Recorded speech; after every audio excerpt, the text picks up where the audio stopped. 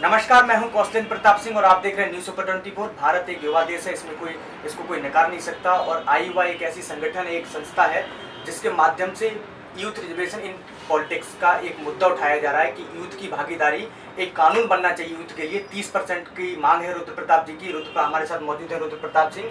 इनका मुद्दा है यूथ रिजर्वेशन इन पॉलिटिक्स, आई युवा के माध्यम से उठाया जा रहा है। सर, पहला सवाल, क्या युवा कमजोर है जो रिजर्वेशन की?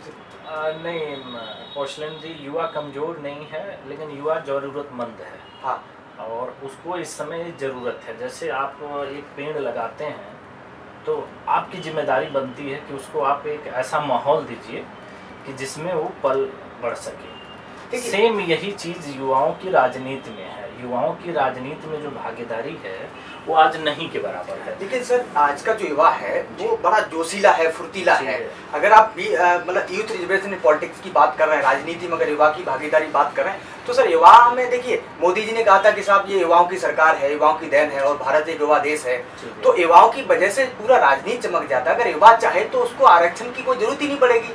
तो फिर ये जो आप जो 30% ये आपने जो बात कही है बहुत अच्छी बात है कि उसमें रिजर्वेशन की कोई जरूरत नहीं है, ना रिजर्वेशन विषय है।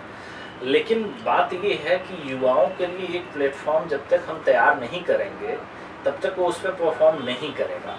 और ये प्लेटफॉर्म, ये जो सीट का रिजर्वेशन है, अभी जैसे मान के चलिए कि एक छोटा सा मैं आपको एग्जांपल से समझाऊंगा कि पार्टी कहती है कि भाई मैं यूथ को अपने साथ जोड़ती हूँ, आपको टिकट दे दिया गया, ठीक है, किसके खिलाफ?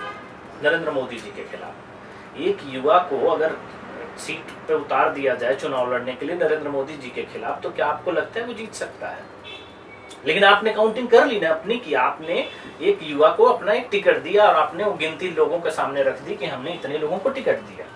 आज जितने भी लोग हैं, आप पहले तो ये बड़ा ही नकारात्मक सा जवाब होगा, लेकिन आप ये नहीं बता सकते हैं कि किसी भी आम आदमी को आपने राजनीति में देखा हो और वो युवा हो। जो लोग राजनीति में युवा राजनीति को प्रेजेंट करते हैं वो किसी परिवार विशेष से आते हैं, न कि कोई आम युवाओं के बीच से।